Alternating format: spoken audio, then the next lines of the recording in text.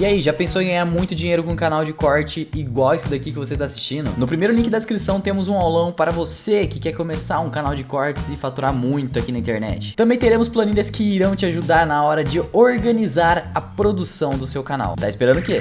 Esse amigo meu, ele se machucou, aí ele tava no interior, foi treinar, se machucou durante o treino, falei, cara, vem para São Paulo agora. Não, mas olharam aqui e falaram, meu, vem para São Paulo agora.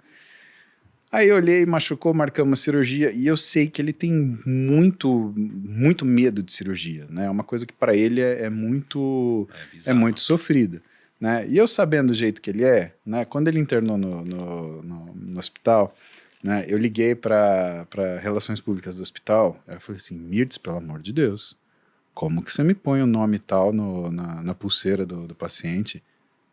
Você sabe que ele tem nome social. Você só pode tratar pelo nome social. E o nome social que eu dei era um apelido que eu chamava ele da época que a gente trabalhava junto.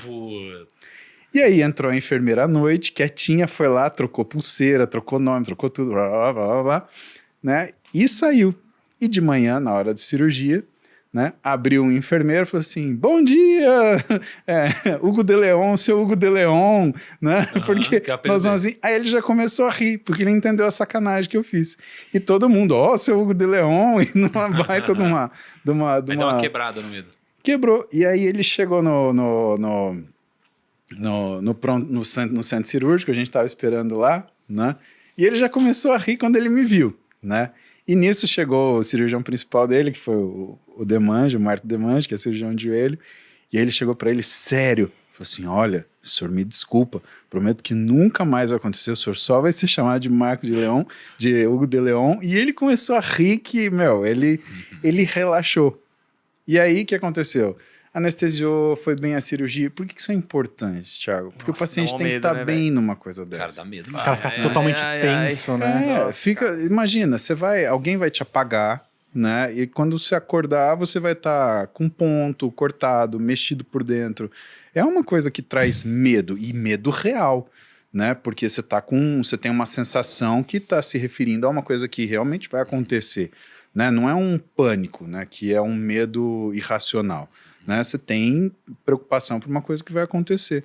Então, para a gente é importante saber o que é o medo e lidar com esse medo do paciente. Né? Quando está no nosso juramento de Hipócrates, quando você não conseguir tratar, conforte. Né? E qual é o conforto mais importante do que você cuidar do medo do seu paciente, bicho? Caramba. Como que, se eu tenho medo de alguma coisa, como eu devo tratar esse medo? Cara, eu acho Existe alguma regra? Eu acho que não tem regra porque pessoas diferentes vão ter medos diferentes e escalas de medos diferentes. E nós mesmos teremos medos diferentes de acordo com o momento da nossa vida. Eu vou te dar eu posso falar de mim, né? Eu sempre tive medo de morrer. Por deixar as coisas... eu faço um monte de coisa, né? Então eu fico pensando, pô, mas isso daqui vai ficar incompleto, isso daqui vai ficar incompleto, quem que vai fazer aquilo, o que vai acontecer com tal coisa, como se eu tivesse, né, quem vai cuidar das minhas obrigações depois, né? E o que eu observei na minha vida como médico? Eu vi algumas pessoas morrer, né? Eu perdi algumas pessoas, e o que eu percebi? Eu percebi que as coisas, elas se resolviam. De uma forma ou de outra, as coisas se resolviam. E pasme você, as coisas elas se resolviam de uma forma serena, as coisas se encaixavam. Né? Então a gente tem uma preocupação com a nossa morte em relação de como as coisas vão se resolver. As coisas vão se resolver. Né? Pelas pessoas que estão dependendo dessas coisas que se resolvam e pelas situações que elas foram colocadas. Né? O que a gente pode fazer da nossa vida nesse sentido? A gente pode fazer as coisas o mais correto possível, porque aí a chance de dar errado é muito menor. Né? Então, eu não vou fazer negócios tentando fugir de Receita Federal, não vou fazer negócio guardando dinheiro na estante, eu não vou fazer coisa maluca, né? Porque eu sei que se eu morrer, minhas filhas não vão ter acesso a isso. Eu vou fazer tudo muito bonitinho, tudo muito bem escrito, tudo muito amarrado, né? Com um olhar de advogado para, se acontecer alguma coisa, tá lá, né? Elas têm seguro de vida meu, para se acontecer alguma coisa comigo, para elas, inclusive, terem dinheiro para pagar para poder ter a herança delas, né? Então, tudo certinho. Depois que isso foi resolvido na minha vida, veio um outro medo de morrer, que é, cara, eu não vou aproveitar aquele conforto que eu trabalhei para ter. E aí eu falei assim, pô, mas E aí? E como que fica, né? Ué, fica. Você só tem falta de alguma coisa se existir consciência. E quando eu fui operado a primeira vez, né, isso há algum tempo, porque eu já passei por algumas cirurgias, né, eu não estou excluído da minha conta. Né, aliás, estatística você tem. A minha estatística é maravilhosa. Teve um ano que eu fui operado 3 vezes. Que isso? Falta de sorte. Isso faz parte do exercício. Ou do exercício da vida, né, vamos dizer assim. Né? E o que eu tentei fazer? Né? O Jorginho, que é o meu anestesista, né, eu virei pro Jorginho e falei assim, eu não vou apagar. Ele falou, Paulo, não tem essa, não tem força, não tem músculo, né? Aí ele virou para mim e falou assim, conta até 10. Cara, aí eu peguei, foi igualzinho. Puta, isso é foda. prendi o ar, 1, 2, 3, 4, 5. Aí ele me deu um tapa assim, para de fazer valsalva, porque quando você faz manobra de valsalva, o que acontece? Você cria uma pressão positiva e você não deixa a droga subir pela veia, né? E aí, a hora que eu... 6, pum. Desligou. Acabou. Nocaute. Não tem nem conversa. Eu fui acordar depois. Ele falou, acabou, tá tudo bem. Eu falei, cara, perdi da anestesia. E aí eu saquei, falei, cara, quando você tem a primeira sensação de perda de consciência, você fala... Você não precisa ter medo da morte, porque você não tem consciência para sofrer. O que a gente tem medo? A gente tem medo da hora da nossa morte, a gente tem medo do sofrimento, a gente tem medo, né, do que é o sofrimento envolvido a isso. As pessoas que você vai deixar, né? Exato. E aí aí eu lembrei do que foram minhas aulas de psicologia médica, né? Que quando você tem estágios da agonia, né? O primeiro é negação, o segundo ira, o terceiro é barganha e o quarto decatexis, né? Quando você tem uma situação agoniante, quando você tem um problema insolúvel na sua cabeça, qual que é a tua primeira reação? Não tenho isso não está acontecendo, não é comigo. Qual é o segundo? Ira, você fica, né, irracível, você fala, como que isso pode acontecer?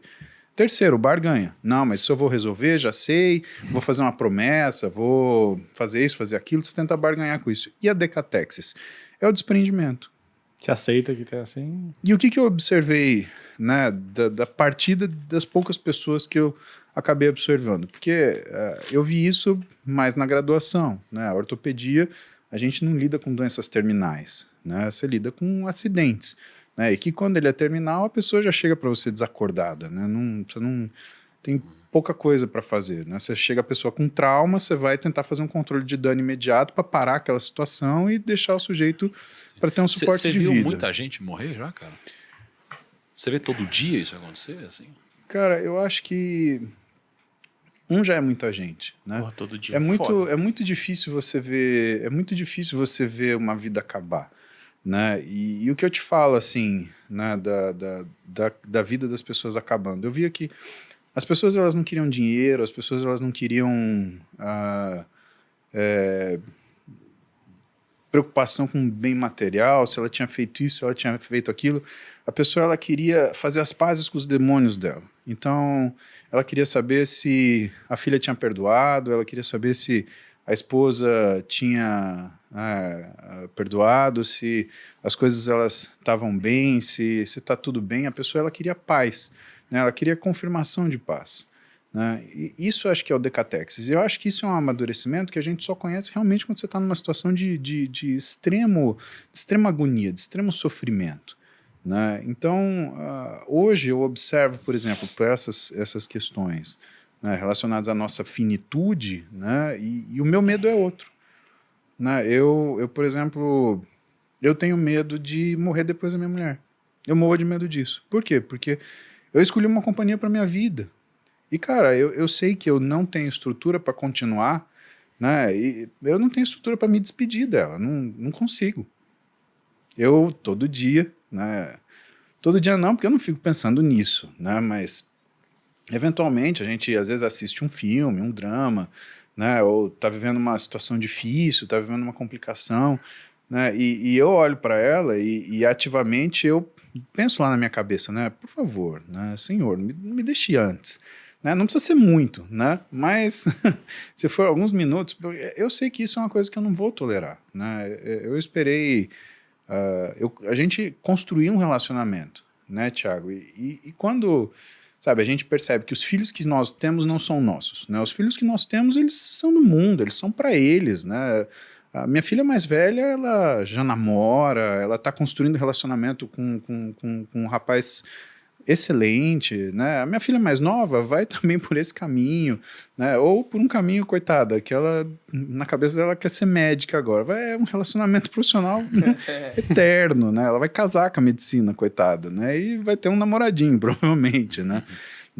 Então, assim, eu vejo que não são nossos, né? Quem que é na vida? Assim como nós não somos os nossos pais, né? Os nossos pais tiveram a vida dos nossos pais, nossos filhos terão a vida deles. Eu escolhi a Roberta para estar comigo ali, para viver até o último dia que eu tiver para viver, né? Então, é o que eu tenho medo, e é o que eu percebo, né? Quantas histórias a gente escuta, né? Que quando você tem um casal de muitos anos de relacionamento, né, um vai embora, o outro não dura muito. Porque a pessoa cansa, você fala, cara, Isso é foda. quem que vai me fazer companhia, né? Quem que vai passar as brigas ou lembrar das vitórias, né, comigo, né? Quem que vai ter essa relação?